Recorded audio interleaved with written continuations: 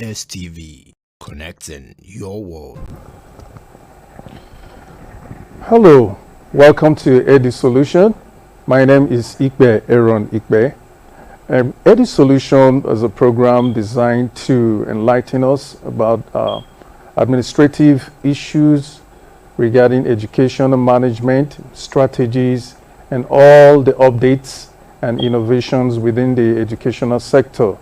We designed this program to enlighten us and to broaden our understanding about happenings and current happenings within the educational sector as well.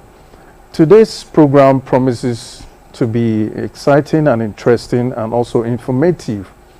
Our topic today will be on the girl-child education, a very important aspect of education, which we feel should not be left behind. And on this episode, as we discuss this, I have a very special guest here with me, in the person of Cynthia Obaze, who will be also joining me to discuss this particular critical and crucial issue within the educational sector. And before we proceed with this program, I would like us to go for a very short break, and we'll be right back.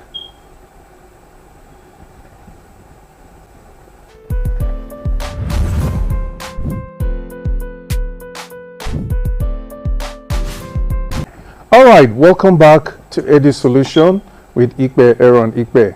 Joining me is a special guest by the name Cynthia Obaze.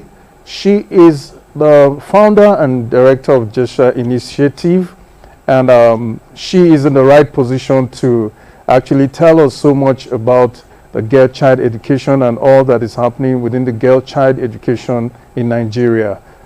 Cynthia, you're welcome to this program. Thank you very much. Yes, good to have you on Edusolution. I'm happy to be here. All right, you're welcome. Thank you. All right, we cannot overemphasize the importance of the girl-child education. We know it's very, very important. And what does that really entail when we talk about the girl-child education? What exactly does that really mean to us? Maybe we can start from there. Thank you very much. Yes. This is an important subject or topic. Yes. And I'm really excited to be discussing this with you. I know you are, yes. Yeah. So the girl-child education, when we talk about the girl, we mean we're talking about the female gender. Exactly. Yes. So the girl-child education, it's as important as the boy-child education. Yes. So, as an advocate of education, I say to people, I say to government, I talk to community leaders, traditional leaders, Yes. you know, all stakeholders in the education sector. Exactly. And what am I telling them? What am I saying? I tell everyone education is important for the girl child just as it is important for the boy child. Because education is a right. It is not a luxury. Okay. It's a human right. Okay. It's the same right for the boy, the same right for the girl. All right, we'll take it from there. Very important that education is a fundamental human right, yes, not just for a particular gender, but for all gender. That's beautiful. Yeah. Then in the Nigeria as a country, or generally, what can we say? Can we say the level of girl-child education is really, really encouraging? Can we really say, okay, there's a level of improvement or awareness in that aspect? I would like to have your view on that, so that we can substantiate that with our discussion, National statistics showed us that from UNICEF and NDH showed us that 2/3 of girls, the population of out-of-school children we have in Nigeria are girls. Wow. So although government and development partners, individuals and NGOs and all of it, we are all working to ensure that there's increment in enrollment of the girl child that's education. That's very beautiful. Yes. Yes. Okay. So can we say that what actually is the importance You know, before people actually take to doing things, they sometimes weigh the importance. And I think our show here will enlighten the public on the importance of girl-child education. We need to know why it's very important, because I know, like the saying, if you empower a woman or the female, yes, you educate the society. So I don't know what you have to say about that. Yeah, education of the girl child is very, very important. Very, very important. Yes. Education, when you educate a girl child, yes, you have a literate woman. Exactly. And when you have a literate woman, you have a healthy home. You have a healthy family. Wow. Because when a girl child is educated, the education of a girl child is applied to so many things. It's applied to homemaking. Yes. It's applied to how it can take. It's applied to even her sexual reproductive health and rights. Wow. You know, a lot of things attribute to the girl child education. Wow. The girl child education become responsible for the communities, become responsible to her home, to her family, you know, to the society at large. Wow. So the importance of the girl child education cannot really be overemphasized. Yes. Because if you look at some of us who come from parents who are educated, both parents, both male and female, you discover that they find it very easy, you know, when they go out to interact, socialize, make their points known. I'm sure it's because you're educated, that's why we can actually talk here. Exactly. If you were not educated, it would be very difficult for you to even represent, you know, that gender, you know, and to advocate for them just like you always do. All right, now let's take it a little bit, you know, further. Now, what are some of those factors that actually militate against the girl child education, especially in our society? You know, I know there are some women or ladies or mothers who would want to be educated, or they like seeing literate people like you, and they want to also, you know, come to that level. So let's look at some of what are those factors that really affect, you know, them. I know there could be a lot. Yeah. If we want to, we can point out as many as we can. Okay, there are a lot of factors. Okay. I will just starting with poverty. No, Wow. not poverty actually. Okay. Starting with social norms. Social norms. Social norms. Wow. It is believed, socially believed or traditionally believed that the girl child is of lesser Importance or value. value Wow. to the boy child. So you see, in a family of 5, 10, Yes. the mother or the father, they'll tell you, okay, I have 2 boys and I have 3 girls. You know what? I have a strategy. The boys, I'm going to ensure that they go to school, primary, secondary, tertiary. Wow. They graduate, they Social become medical norms. doctors and all those professions. Yes. But the girl child, I'll just marry them off, even if it's just elementary. You know. Yes, just to take the. So that is social norm. Yes. They believe that they'll take the responsibility from them. Yes. Okay, but if you look at it before you know, you go deeper. If you look at it critically, you discover that for every social norm, there could be maybe some reason. It could be either out of ignorance or out of maybe for whatever reason. Sometimes I think families feel the male child, I don't know what is that thing that is so special and unique about the male child that is different from the female child. And for those of you that are female, I don't know, do you see it like a biased thing, or do you see some element of reality in it? Because I think parents these days even have more females supporting their homes. You know, even at old age, you see the female folks giving more attention to even the parents at their older age, you know, compared to the guys who are saddled with a lot of responsibility. So what could be really the effect of this, the reason for these social norms? Do you any idea or your perspective towards that? My perspective towards that is that it has been on for a very long Long time, yes. You know, when you have values that are be accepted by Yes. communities, families, and all All of it that. becomes a bit difficult to start reorientating them That's to true. change their mindset about That's true. the female gender, because the God created man and male and female. Yes.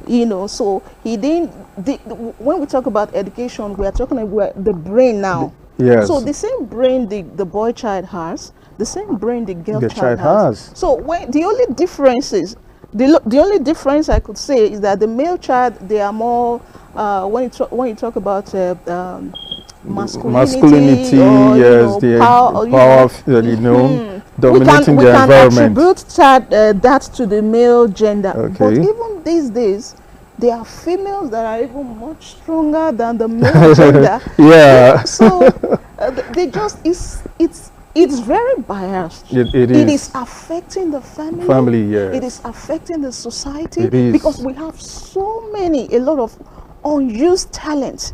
Because the female, they have so much. Okay, the community, the society believes that, okay, the female gender, their only responsibility or their value is in marriage. Marriage, yes. Yeah, they Put the marry out. married, I think I think that yeah. is really affecting our society, because it also unconsciously has made some female to feel that their bottom line or their bus stop is to get married to a guy who is doing well. And so there's that relax, they just want to sit down and like, okay, if the family also feel if I can give this child to a man who is doing well, I think that's just the end. But I think like you rightly say, those norms are things we need to challenge over time. Yes. So that we can question the norms and make sure that we change them. Yes. I also think poverty is also part of it. Okay, poverty. Poverty. Communities where they have where there's so much poverty, they just use women in exchange for money. Okay. So that is why today we carry out more sensitization. Wow. Sensitization, advocating for the women and girls. Girl child education is important. Yeah. If we want to have a Nigeria where the talents of young people are being utilized to have a productive economy, yes. the male and the female have to be trained and given the necessary skills to thrive in life and in all their whatever they want to do. Yes. Okay, that's really interesting. Now, looking at, you talked about social norms. You also talked about what do you call it, poverty. Now, I think factors within the home, things like some of the issues within the home can also affect. When we talk of marriage, when we talk of maybe issues between wife and husband, I don't know, or we'll talk of, I think there's what we call gender-based violence and all of that. I don't know if that could also be a factor in the girl-child education. And if it is, how can we help, or how can that be addressed? It's a major factor. Okay. Gender-based violence. Yes. It's a major factor, and it occurs at home. Wow. Yeah. So it also occurs in the school environment. The school environment that is supposed to be a safe space. Yes. For learning. Girl child to learn. Yes. There are also issues of school-related gender-based violence that affect the girl child from completing their education. Wow. Some of them start maybe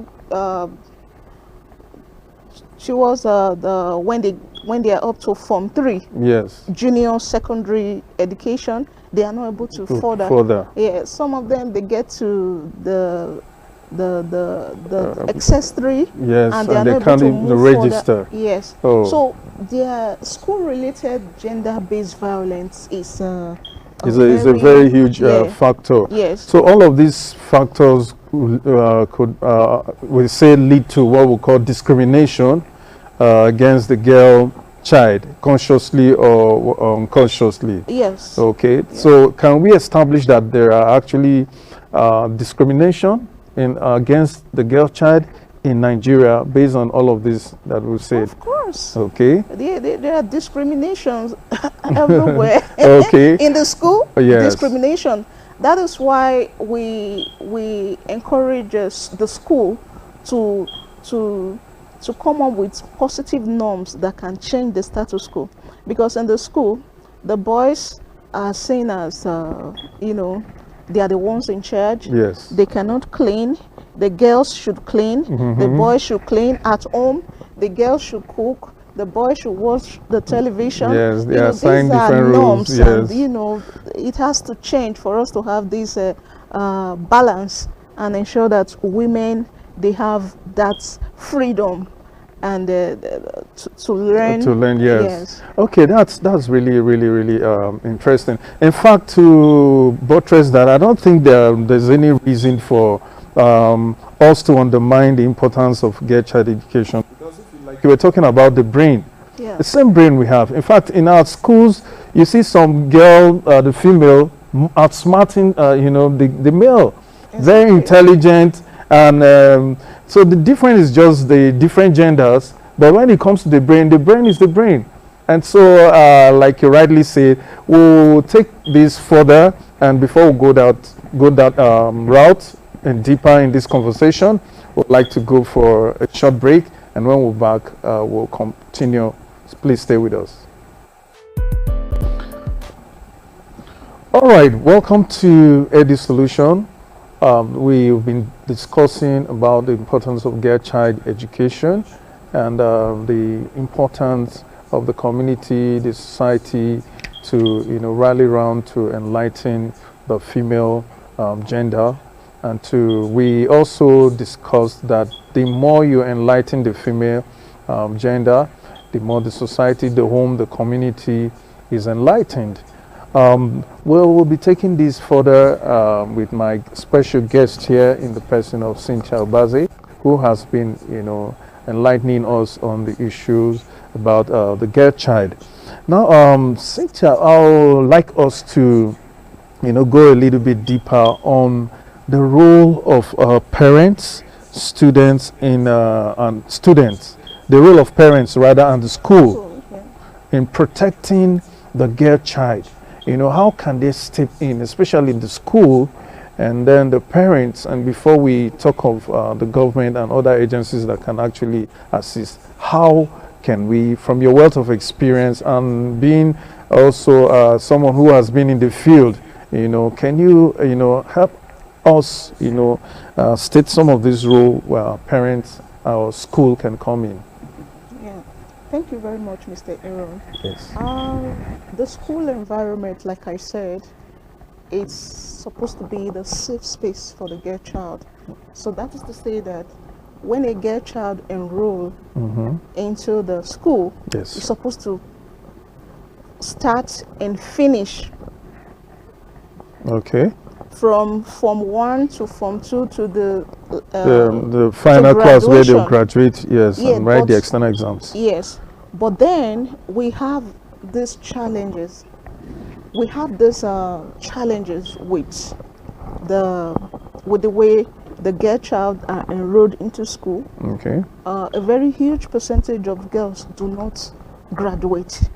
So there are challenges within this. There are challenges in the home, which we've been discussing. Okay. But there are also challenges within the school environment that affect the girl child from completing their education. Okay. Either primary or secondary education. So the role of the school and the challenges the girl child faced in the school is mainly the school-related gender-based violence, where they are bullied. There are kind of discrimination. We also talked about that. Yes. Yes. Then the school environment is also affects the girl child. There are some schools, especially the public schools, where you don't have proper hygiene. Okay. Yeah. There's no toilet facilities. It affects the girl child, especially when she's in a period. Yes. If she starts missing school hours as a result of maybe she's not fine, she's having a period, and there's no place for her to take care of herself when she's out of the house. is a major so factor. facility Yes. within the school environment, must environment. put into consideration the female gender, especially when it comes to hygiene. Hygiene. Very, very, very important to note. Very, very Yes, important. so like building toilet facilities, Exactly. some you know, make sure there's running water, Yeah. and some of those things that can really help Yes. in, you know, in keeping them neat. Yes. Okay. Then also the issues of school-related gender-based violence.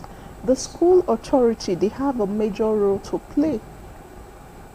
The school authority can sensitize carry out a sensitization program for the pupils. Yes. The teachers. The teachers, the male students The male also. student, To prevent that level of exactly. discrimination. They need to be sensitized about this female gender and how they can protect the female gender instead of bullying them, yes. and kind of harassing them. You know, there even harassment. Yes, harassment. So yes, I think that's a very, very important point Yes. to note. There are forms of harassment. You know, when the child, the female child is in school, they I think, like you were talking about, some students could actually, or we've seen cases where students complain of maybe sexual harassment. Yeah. You know, so I think that is something that should be strongly noted within the school to make the female child comfortable. So that is why a sensitization is very important. Very, very important. The school need to be sensitized. Yes. And they need to understand what we call a legislation called the VAP Act. The VAP Act. The VAP Act. Okay. They need to understand because every harassment, gender-based violence, school-related gender-based violence, there is a law. Yeah, there is a law backing that, wow. And there is punishment for perpetrators.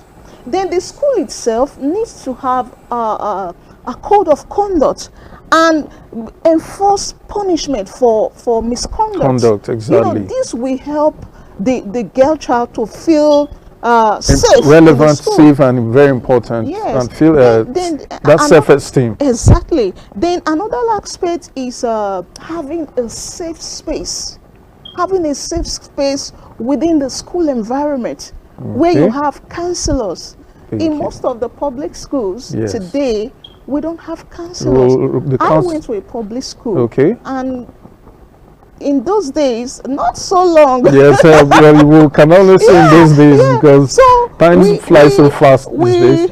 We had a sick bay. We had a counselor. A counselor is a staff of the school that, you know, that is more like somebody like a parent at home that are comfortable with. They can be comfortable to confide in. If the student is having issues of gender-based violence, they can't talk to their teachers because the relationship is different from that of the counselor. Exactly. So they run to the counselor and express how they feel. Even how they feel at home, they can express to the counselor. That's really The important. school authority have a role to protect the children in the school by creating all this. Some of the things we have seen in private schools is that school-related gender-based violence occur. You see courtesan, you see different forms of violence being perpetrated. Into discrimination. Because the school authority wants to protect the image of the school, they sweep it under the carpet. Wow. It is very wrong. It is. It is because gender-based violence is an endemic. It's endemic. Yeah. So the female gender, if they don't get justice when violated, it remains a trauma to all them. their life. Wow. That's the really. boy gender, they need this sensitization, so they don't just feel that they're having fun. They are trying to be display their masculinity and, you know, affecting the female gender. So the school has a role. Then the parents, they have their role. The parents, when I mean the parents now, the mothers, they have a role. Most mothers, they are not very close to their female child. Their female children, rather. They are not very close to them. Okay, this is holiday, most especially for those that go to boarding schools. at least when a child returns from school, the first thing the parents do, the mother, is to bring the child closer, ask yes, ask questions and questions. Ask questions, even run fact, tests. In fact, I don't know, is that because of the cosmopolitan pressure and challenges and demand and economic factors? You know, then when you come home, it's like you're coming to account to your parents, and then they drill you with a lot of questions. Where did you go? Whose house did you go? Who are your friends? And all of that. You know, I think it's something we really, really need to point out, that parents. So if you are to advise parents, what will you tell them, you know, regarding their female children? What do you think, especially our mothers, should do to make sure the girl child is comfortable enough and have that confidence, you know, to pursue their education? They should ensure that the girl child from the home builds a level of self-esteem. Okay. Because it starts from the home. The challenges we have in the society today starts from the home. So if we are able to deal with the issues at home, it will be reduced when you get to they should be able to develop a form of discipline in the child. Okay. They should be able to create a level of self-awareness for the child in the home before taking him or her to the school environment. Yes. So if the child has a level of self-awareness, when she gets to the school, she can't be intimidated. Okay. Now, for us to achieve what you've just said, I think there should be need for community awareness, because people live within the community, especially mothers who don't have access to the four walls of the education, the four walls of the school setting. They are not literate enough. What do you think, or how can these, parents or these mothers who are in rural places, who don't have access to the four walls of education, who are not enlightened, how can we actually assist or help these people to give this level of self-awareness, self-confidence to their children, especially the illiterate mothers? Yeah, so sensitization, you just said, is key. Okay. We have to what we do, we do a lot on community awareness. Beautiful. So there is in the communities for public schools where you have school-based management committees. Okay. Yeah. We carry out a lot of sensitization and awareness. Okay. To even make them to understand what this school-related gender-based violence is all about, and the importance of the girl child education. The girl child. Okay. Yes, how it is affecting the education of the girl child and their response, how they can respond, because the issue of school-related gender-based violence has gone viral. Like in Nigeria, there are a lot of programs and projects that is pushing to ensure that this issue is reduced. So sensitization, we keep sensitizing them. Okay. Keep sensitizing them. That's really beautiful. So what can we say to the government, and especially the government? I believe the government has a lot of role to play when it comes to sensitization, awareness, mobilization, funding, and all of that, because the people who need to go to some of these rural places to sensitize them, to create the awareness, they need to be mobilized. So I'm just looking at how can the government come in. If we had to suggest, is there any way you think the government, maybe other agencies, that then how can they come in? Yeah, the government is actually doing its best, to my knowledge. Okay. Like through the Federal Ministry of Women Affairs. Okay. A lot of programs, sensitization is going on there, but it's just to increase effort, because more people need to be aware. Awareness. Yeah, like the government actually have structure in place to get this thing done. Yes. You have a news agency of Nigeria. Yes, news They are agency, everywhere. the media, Platforms, like this, yes, like this, like we're doing right now. Yes, like we're doing. Really, okay. We can create more awareness. People need to know the importance of the girl child education, and ensure the girl child is given the best education. Wow, yeah. Wow, that's very, very key. I know there are agencies like some NGOs and how do you call it now? Non-governmental organizations, yes, yeah. and then CSOs and civil society organization.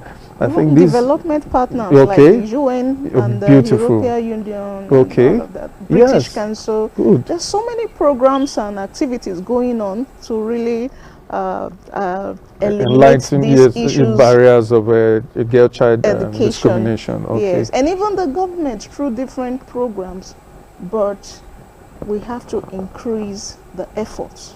Wow, yeah. we have to increase the effort to get to hear and be aware. Yeah. We have to increase the effort, and more people need to be aware of the importance of the girl child education, and to avoid the level of discrimination that always happen. So we'll be right back. Before we go on a short break, I'd like you to stay back with us as we wrap up this interesting topic on how to ensure that barriers militating against the girl child education is completely reduced in Nigeria. We'll be right back. Stay with us.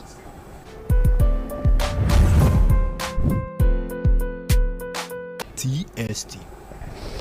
All right, welcome back to Edusolution with Aaron Ikpe. And we've been seriously discussing on the importance of the girl child education and all that there is about it, and how to encourage the girl child, and the parents, the role of the school, and all that the government needs to do to ensure that the girl child is literate.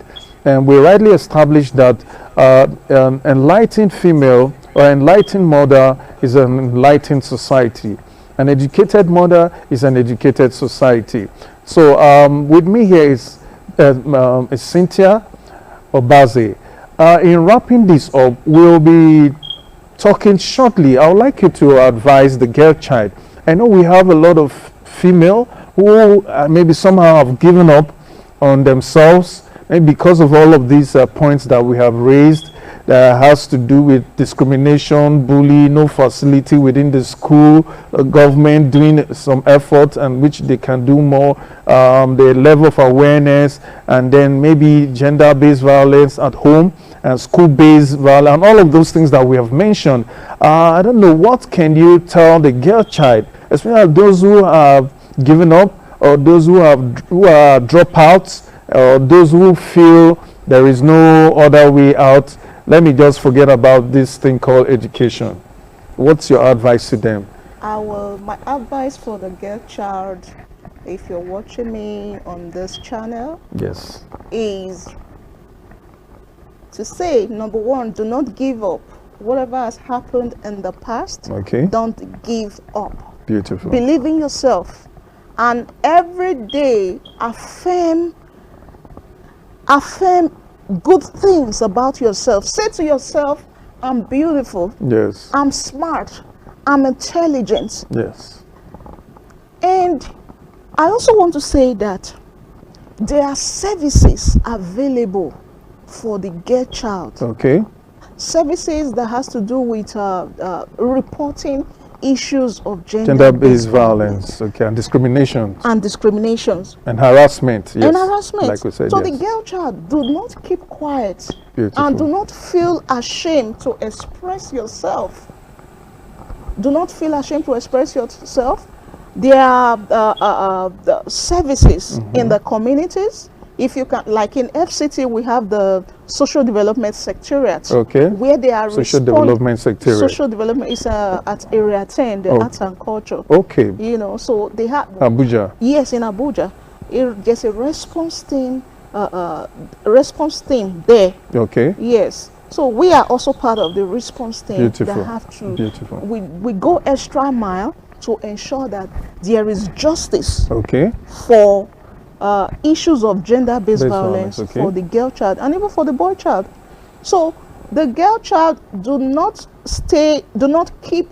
be silent about whatever happened to you.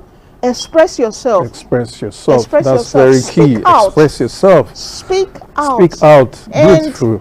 make sure you get back to school. Wow. If you dropped out of school at any time, In fact, there is a lot of opportunities. Opportunities. For you. Even if you go to the social development sector, or you are able to reach out to the Edusolution, Yes. they can link you up with all the services. Exactly. Wow, this is really fantastic. Like you were just saying, there are a lot of opportunities for the girl child. A lot of opportunities. In fact, I can say that the society is so impressed now with the female folks who really pursue their dreams and achieve them.